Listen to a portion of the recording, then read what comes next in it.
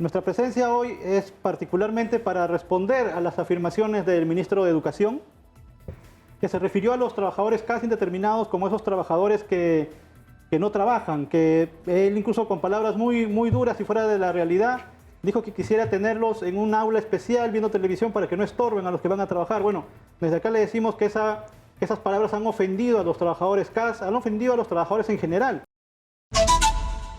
Están en nuestros estudios representantes del movimiento CAS, Yesenia Condori, que es secretaria general del CAS de la municipalidad, del sindicato CAS de la municipalidad del Callao, y Antonio Bendezú, que es vocero del movimiento CAS Nunca Más y dirigente del sindicato CAS de la Superintendencia de Registros Públicos. Bienvenidos. Gracias por estar acá. Gracias, Nicolás. Muchas gracias, Nicolás, por darnos este espacio nuevamente. Desde acá mi solidaridad con toda la gente del norte, con todos nuestros compatriotas del norte. Y antes, una pequeña acotación de lo que dijo el señor Bustamante, que las pensiones sabemos que son de miseria, y sobre todo cuando es viudez es el 50%. Eso me llama la atención mucho porque yo nunca he sabido que alguien por ser viudo o viuda le cobren el 50% de alquiler, o el 50% de gas, o el 50% de electricidad. Así que hay mucho por reformar con nuestros compañeros ex trabajadores jubilados y también con los trabajadores CAS que estamos trabajando ahora.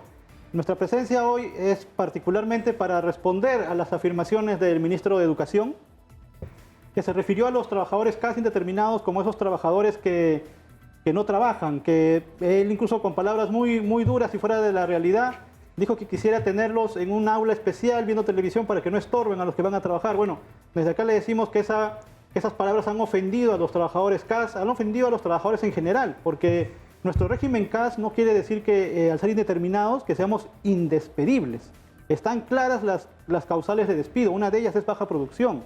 Es más, es equiparable al sector privado. O sea, nadie puede decir pues, que un trabajador del sector privado no se le puede despedir, ¿no? Entonces, esas palabras tan fuera de realidad, tan ofensivas, han generado que la misma Federación Nacional de Trabajadores CAS del sector de educación den un pronunciamiento mostrando su indignación, la FENTRACASE, un pronunciamiento que está en sus redes y que yo te voy a hacer entrega y te voy a implorar que en algún momento los... No, claro que sí, claro que sí. Ahora, por esta situación de la emergencia no vamos del norte, que realmente es gravísimo y tenemos una responsabilidad con todos los peruanos y peruanas del norte del país para que se preste atención a lo que están viviendo, pero tenemos un problema muy grave porque es decir, una de las razones por las que el Perú está como está es por la ineficiencia y la corrupción que lamentablemente han corroído el aparato del Estado y necesitamos una reforma del aparato del Estado. Necesitamos un aparato del Estado eficiente, ¿no es cierto? Donde reine la meritocracia y no la dedocracia, ¿no? Pero mucha gente confunde esto con que los CAS estuvieran como de favor, cuando no es así, ¿no? Así es, Nicolás, así es, Nicolás. Y yo te voy a decir algo, ¿qué es lo que está pasando en las instituciones públicas con la experiencia de trabajar en una institución pública?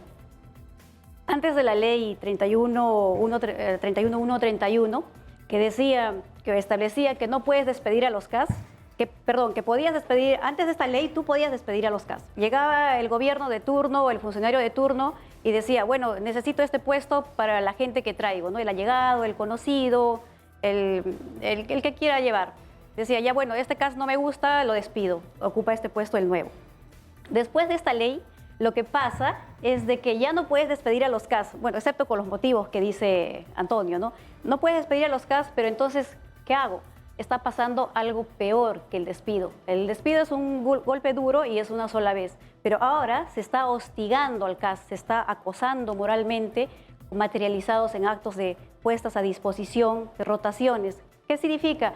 Que yo no te quiero en este lugar porque este puesto, esta área lo va a ocupar un conocido, un allegado, que no cumple muchas veces el perfil. Son profesionales recién egresados o no son profesionales o simplemente no se sabe. Buscas en su dedo y no sabes quién es el personaje que está llegando. Entonces, ¿qué pasa? Se le pone a disposición a este personal CAS para hacer labores, funciones que quizás no son de las que les compete y se desaprovecha ese valioso recurso humano que ha adquirido un profesional CAS con la experiencia que le ha dado los años de trabajo y que bien podría ser aprovechada por todos los gobiernos que ingresan, los de turno, por ejemplo, en las municipalidades, como para poder prevenir, por ejemplo, situaciones como esta, ¿no? Que está pasando en el norte. ¿Por qué pasa eso? Porque el profesional acaba de llegar y no sabe qué hacer. Pero si estuviera el gobierno... Claro, pero es que son funciones, las funciones deberían ser, o sea, pues no es solo un tema de acabar la dedocracia e Exitosa. imponer la meritocracia, ¿no es cierto? Sino respetar los criterios técnicos, las calificaciones técnicas. O sea, si tú tienes una persona que ha estudiado para cumplir esa función, que tiene experiencia en esa función, que conoce cómo manejar, que además conoce el lugar donde está, conoce a la gente con la que tiene que estar en contacto, o sea, no tiene sentido que cambie el gobierno municipal, regional o nacional y cambies a la gente para poner a los tuyos. Y perdiste todo eso que habías ganado en experiencia, en capacidad de gestión. Y tienes que empezar de nuevo. Y ese resultado nocivo redunda en la población, redunda en la entidad y al final vemos lo que está pasando. Desastres que no han sido prevenidos porque no tienes al profesional o no lo has aprovechado al profesional, como son nosotros los CAS. Yo le puedo decir con toda seguridad, Nicolás, que esta ley 31131 ha tenido mucha suerte. ¿Por qué ha tenido suerte? Y el Estado también, ¿no? Porque ha encontrado gente preparada, ha encontrado profesionales CAS que ha podido convertirlos en indeterminados y podrían ser especialistas en su materia y continuar dando lo mejor de ellos a la entidad, al Estado, a la población.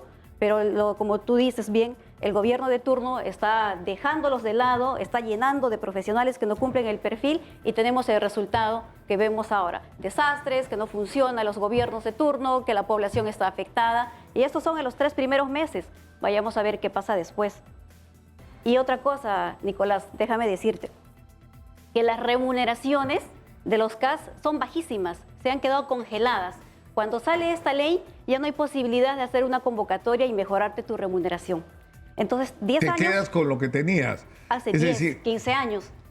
Sí, no, te que es lo quedas. increíble, porque son trabajadores que tienen en algunos casos muchos años trabajando en una condición laboral absolutamente disminuida. Y se han preparado, Ahora, el Nicolás. tema, o sea, no podemos seguir más hoy porque tengo un par de asuntos que han quedado, que se nos han Exitosa. acumulado por este tema de la crisis en el norte, pero yo los quiero comprometer a conversar sobre este tema. O sea, acá hay un asunto de fondo, que es la reforma del aparato del Estado.